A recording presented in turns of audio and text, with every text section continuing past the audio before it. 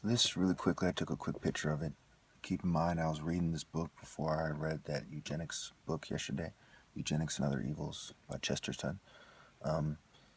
This is letters from Nuremberg, and as you can see, the fact that Jews and whites are trying to scapegoat each other in the scholarly community for crimes against humanity brings out people such as Calton Brunner. He was an assistant to Himmler, and how did he kill people? Shooting, hanging, and gassing. And to this day, that's what the white power structure and their Jewish allies are doing. Look at the Havana Agreement. Okay? What I mean by that's what they're doing is, they hang people in jail and say the inmate hung himself. We see that quite often. They gas political dissidents. They gas cities on record. Look up MK Ultra, Project Artichoke, MK Search, Project Bluebird. The shootings in the ghetto, they bring in the guns. They create the problem so the state can control the guns. But black people take the brunt of the New World Order's agenda. America is a eugenics state where they scapegoat people a lot of times. The same way they scapegoat the poor and gang members is the same way that they are scapegoating, the ISIS and the so-called terrorists. Let me start, by saying that I read this book in 6 hours yesterday, in less than 6 hours. It's only 100 pages, probably less than 4 hours. And this is the part I highlighted. The whole book is good. I suggest you read it. It's Eugenics and Other Evils, Gilbert Keith Chesterton. And keep in mind that Masonry supposedly wages a war on fanatics when they are the biggest fanatics of all. Says, any scientist who pretends to have exhausted this subject of ultimate sanity, I will call the lowest of religious fanatics. I will allow him to understand the madman, for the madman is an exception. But if he says he understands the same man, then he says he has the secret of the Creator.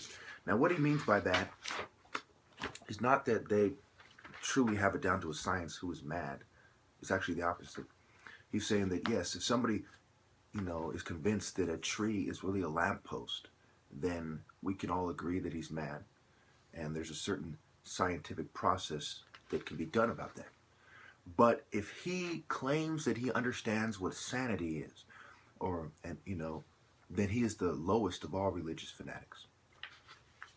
And so what you're seeing is the word sanity has been replaced in psychiatry with socially normative or functional. And we'll get into that in a moment. He also points out that eugenicists disagree with each other.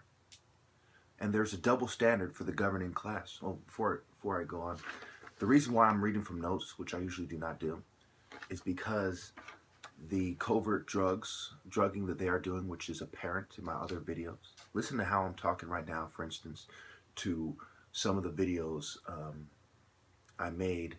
I'll put in the link to the one I'm specifically talking about. You can tell that I'm drugged and slow, that my lungs are, irritated from the gassing, okay? And we'll get into that later too. So that's why I'm reading these notes, to keep my thoughts together and to keep things in mind. And obviously, these are my notes. You can pause if you want. You can tell, Anyway, so he had personal disagreements with some of these guys, according to him, such as Dr. Caleb Williams Celebi, a eugenicist who died in 1940. So I think some of his notes are from earlier in his life. He's an older gentleman. Okay, so the double standard for the governing class is where,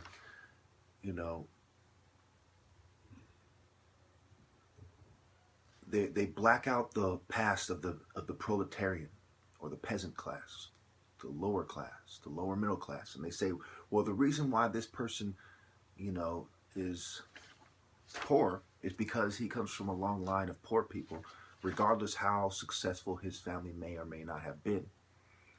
Okay.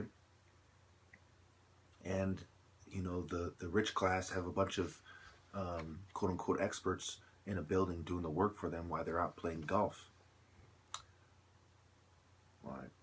So, and also he points out that eugenicists, just like psychiatrists, have a different way of saying things They come off as less disturbing. You know, they have a long way of saying things full of intellectual jargon. Instead of saying we're just going to be killing a portion of the population, they say in a very long scientific way that, you know, they can sit there and say, oh, that makes sense, instead of getting to the meat of it, and then they would be shocked, just like everyone else, except for the more satanic among them, which are no doubt the leaders of these movements. All right. See, Galton looks at relatives being related to, he looks at his relatives being related to successful people. This is where he came up with the term. Well, I'll get to it in a second. All right. Galton was interested at first in the question of whether human ability was hereditary, and proposed to count the number of the relatives of various degrees of eminent men. If the qualities were hereditary, he reasoned, there should be more eminent men among the relatives than among the general population.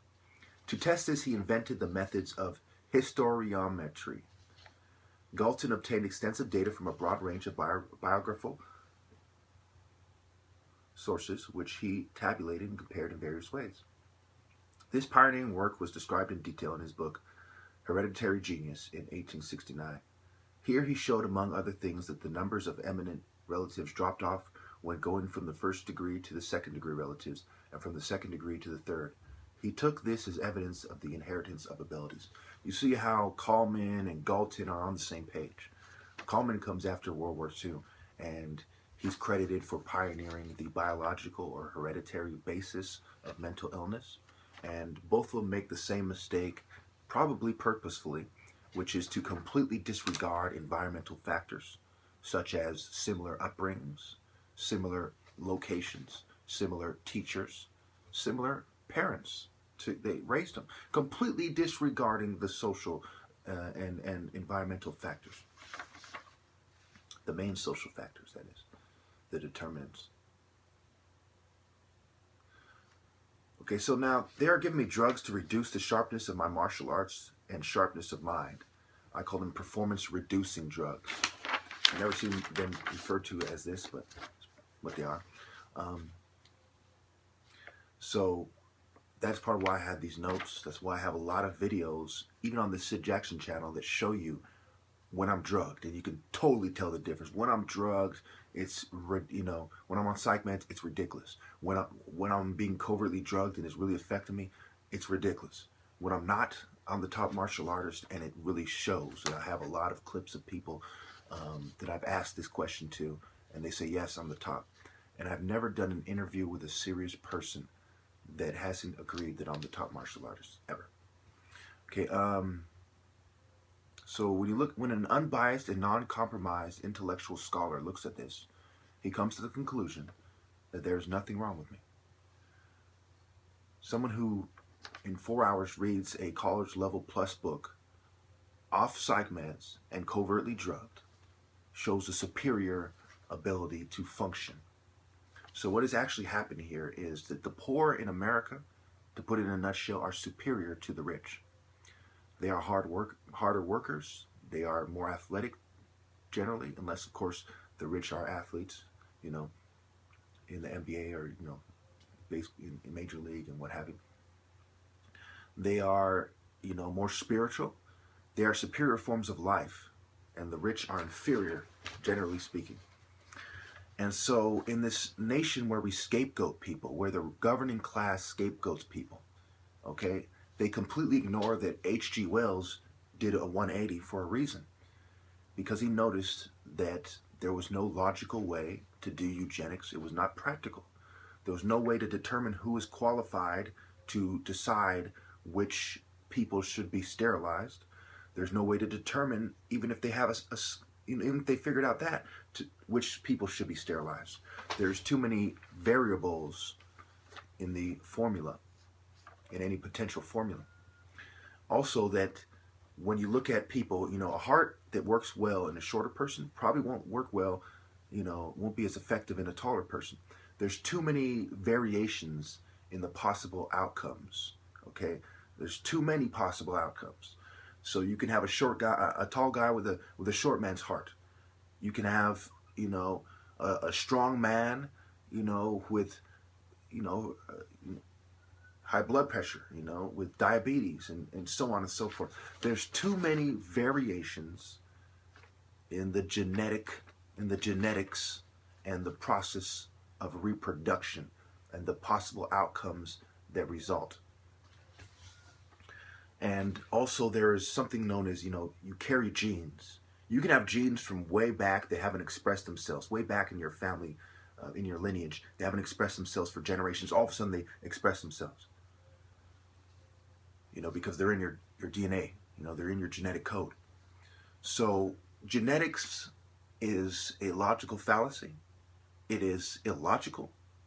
You know, excuse me, eugenics is a logical fallacy. It's illogical. And time again, it has proven it as such. Okay? Now, when you look at my parents, for example, they prove my point to a T. My mom's father was an engineer. Her mother, a Christian scholar. Both of her, you know, siblings graduated college. One's a rocket scientist, I believe. The other's a doctor. My dad, one of his siblings graduated top of his class, UC Berkeley. The other is a doctor. Okay, me and my brothers and I all graduated from college. Two software engineers and one with his master's in business from Pepperdine University. But does this mean anything? Does this mean if I marry, you know, a college graduate or a successful woman or a quote-unquote smart female, that magically our child is guaranteed to be superior because they come from generations of superior, you know, stock?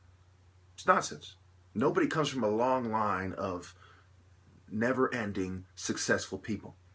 So therefore, somewhere along the line, somewhere in the past, are quote-unquote people that they would consider inferior, that their genes are inside of us as well. And therefore they could express themselves as well using their own scale. And there is no one on the planet that comes from a flawless line of intellectuals. It's nonsense. And there's one more thing I want to cover: STDs. I've come across information, and I don't have the time to talk about that and explore this in this video. I've come across information that shows beyond any doubt that the government did put STDs into the poor neighborhoods, especially the black neighborhoods, because you look at Galton in, what was it, 69 when he wrote that book, or 1869? Yes, Hereditary Genius, 1869. You know, Social Darwinism, Galton. This goes back to the late 1900s, excuse me, late 19th century, you know, early 1900s at latest, you know. And, you know, what do you see here? You know, these people were fucking racist. So, of course, eugenics is about targeting black people first and foremost, because these are a bunch of racist people who black out people's pasts. They're whitewashing history so they can justify what they're doing. They're downplaying the fact that the poor are superior to the rich, and they hold up the rich, and the rich are a bunch of ninny chicken neck cowards, like some people in politics. And, you know, and it's just madness. Eugenics is madness. And I'm speaking to them as somebody from quote-unquote superior stock. I would like to see any of them claim that they're from, you know, that their parents, one was a brain surgeon, the other one was a doctor, a National Merit Scholar. You won't be able to do it. You are inferior to me using your own scale, and I'm telling you to stop it. I'm the top martial artist. You can't beat me in a debate, and I'm telling you to stop it. You're wrong. By your own scale, you should be subjugated by the wisest and the best. By your own Masonic eugenic scale, stop what you're doing. I am your fucking superior. You pieces of shit. That covers it. Oh, and the reason why ISIS is attacking us has to do with eugenics. You know, but when no one was talking about anything to do with America in the Brussels attack, I released the videos as soon as I got the news the same morning, within hours. Okay? And I said that America caused this. And then it comes out this morning, the 24th, that ISIS may have intentionally targeted Americans, and there was at least a dozen Americans wounded, and others weren't accounted for. And the airport was by the embassy or something, or the subway station was. They're both by American locations. So if you want the violence to stop, the first thing you have to do is stop scapegoating people. And you need to get to the root cause. the philosophies, eugenics, and the accompanying philosophies, the accompanying satanic codes and doctrines, such as Satanism, criminality, LGBT philosophies, feminism, atheism, and racism. Until America addresses the spiritual bottom feeders and stops pretending that fake Christians and spiritual bottom feeders were the ones who, were the slave masters. Weren't the ones who were the slave masters, and that Christians really were, when the Christians were the ones doing the abolitionist movements. That Oda Banga, the guy they put in a zoo, in a eugenics zoo, and had him standing next to primates. It was the clergy that complained about it. None of you atheist dogs were complaining about it. None of you gays were complaining about it. None of you feminists were it was the male clergy. Stop pretending that Christians are the bad guys. We are the good guys. We are the Martin Luther Kings of the world. We are the people, the Red Crosses of the world. We are the charity givers of the world. You people are spiritual bottom feeders when you do not have moral convictions. And that's another thing he covered in the book. I'm out of time, but he said that religious people have more moral convictions. Thank you. For those of you who are paying attention, in my other video, a few videos back, 5, 6, 7 plus, I talk about the U.S. Army Guerrilla Warfare Handbook.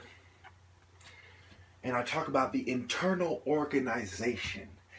I forgot to mention that the eugenics and other evils mention social organization and social machinery of society. So the military is, among other things, it upholds satanic and eugenic social norms. These social norms are so hazardous. Anyone who doesn't think mainstream social norms are hazardous is a fucking idiot. And anyone who pretends that they're not is a fucking selfish idiot that contributes to 65 million plus preventable deaths every year as a direct result of eugenic policies. In this same country, they used to have eugenic certificates for people to get married. Come on. They used to scrutinize your fucking background. And like with every other corrupt, capitalist, secret society, Masonic institution, people were bribed in order to cover things up.